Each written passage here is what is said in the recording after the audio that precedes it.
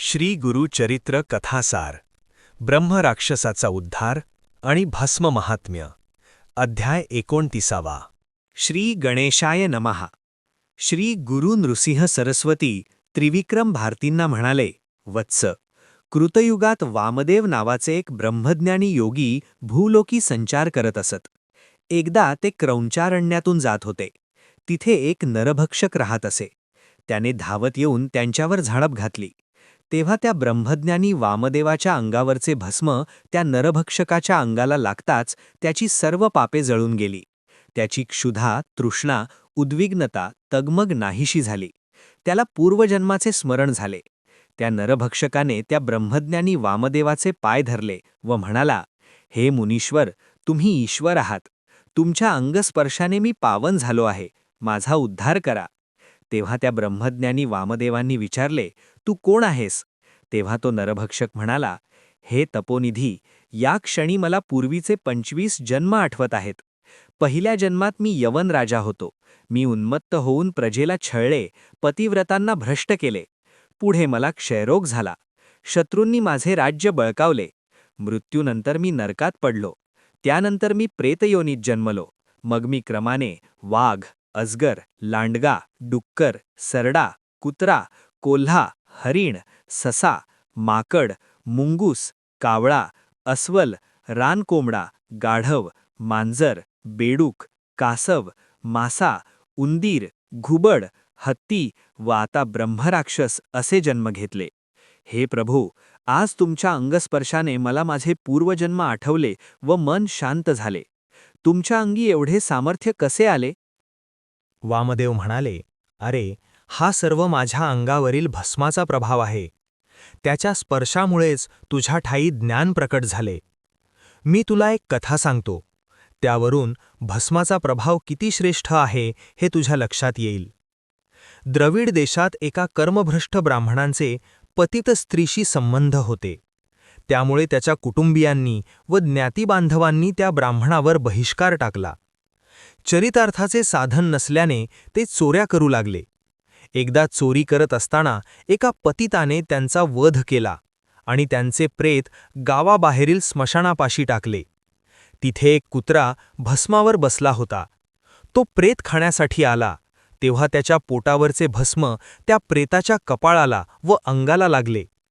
इकडे यमदूत त्या ब्राह्मणांच्या सूक्ष्म देहाला पीडा देत यमलोकी घेऊन जात होते.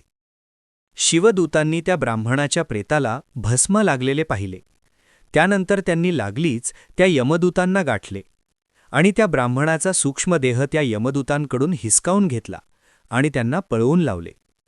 हे वृत्त कळताच यमराज संतापाने शिवदूतांपाशी आले व म्हणाले, माझ्या दूतांना तुम्ही का मारलेत? हे ब्राह्मण पापी आहेत. यांना तुम्ही शिवलोकी कसे नेता? शिवदूत म्हणाले, या ब्राह्मणांच्या सर्वांगावर भस्म लागले होते. त्यामुळे ते पावन झाले आहेत. भस्मचर्चित देह असलेल्या प्रत्येकाला कैलासलोकीच आणले पाहिजे, अशी आमच्या स्वामींची आज्ञा आहे. ते ऐकून यमराजाचा राग शांत झाला. त्यांनी आपल्या दूतांना भस्म, त्रिपुंड्र व रुद्राक्ष धारण करणाऱ्या कोणालाही यमलोकी आणू नये असे बजावले. म्हणूनच मी भावभक्तीने भस्म धारण करतो. वामदेवांचे बोलणे ऐकून ब्रह्मराक्षस म्हणाला, महाराज, मी राजा असताना पांथस्थांची सोय व्हावी म्हणून रानात तळे बांधले होते. चरितार्थ चालवण्यासाठी ब्राह्मणांना शेतजमिनी दान दिल्या होत्या. त्या पुण्याईनेच मला तुमची भेट झाली. आता मला भस्मधारण विधी समजावून सांगा. ते म्हणाले, पूर्वी मंदार पर्वतावर देवसभा भरली असताना सनतकुमारांनी शिवजींना विनंती केली, हे प्रभू, पापक्षय होऊन मोक्षप्राप्ती साध्य होईल असे एखादे साधन मानवाच्या कल्याणासाठी सांगा. शिवजी म्हणाले, सुकलेले गोमय जाळून जी राख मिळते तेच भस्म होय. सद्योजात मंत्राने ते तळहातावर घ्यावे. अग्निरीती मंत्राने अभिमंत्रित करावे. मानस्तोके मंत्राने अंगठ्याने मळावे. त्रयंबक मंत्राने भाळी लावावे. त्रायुषे मंत्राने कपाळावर, भुजांवर व शरीरावर अन्य स्थानी लावावे. मध्यमा, अनामिका व अंगुली या 3 बोटांनी त्याच मंत्रोच्चारात भुवयांना समांतर 3 आडव्या रेषा काढून अंगठ्याने मध्यरेषा काढावी. यालाच त्रिपुंड्रक म्हणतात. सर्व वर्णाश्रमांच्या लोकांनी भस्म त्रिपुंड्र लावावा. त्या योगे पूर्व पापांचे निरसन होऊन मनुष्य पुण्यात्मा होतो. त्याला सर्व तीर्थस्नानांचे, यात्रांचे व जपानुष्ठानांचे पुण्य मिळते. आयुरारोग्य, यश, कीर्ती, ज्ञान व सौख्य लाभते. कुळांचा उद्धार होतो व चारही पुरुषार्थ साध्य होतात. तो स्वर्ग, ब्रह्म आणि वैकुंठ लोकी दीर्घकाळ वास्तव्य करून शिवसायुज्यता प्राप्त करतो. ज्याला मंत्रोच्चार येत नाहीत त्यांनी ओम नमः शिवाय असे म्हणून ते भक्तिभावाने धारण करावे. त्यालाही तेच पुण्यफळ मिळते.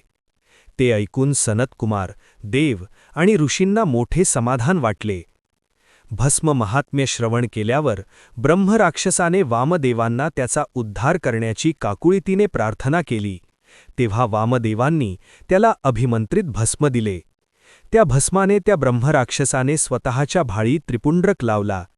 त्याच्या प्रभावाने त्याला दिव्य देह प्राप्त झाला. वामदेवांच्या कृपाप्रसादाने त्याला दिव्यलोकी परमगती मिळाली. त्रिविक्रम, वामदेव हे शिव अवतार होते, योग्यांचे ईश्वर होते. ते जगत कल्याणासाठी संचार करायचे. त्यांनी ब्रह्मराक्षसाचा उद्धार केला. गुरुसेवेची आवड हेच साधना मार्गाचे सार आहे. हे ऐकून त्रिविक्रमांना परमानंद झाला. श्रीगुरूंना वंदन करून ते कुमसी गावी परतले. श्री गुरुचरित्र कथासार अध्याय 29 समाप्त.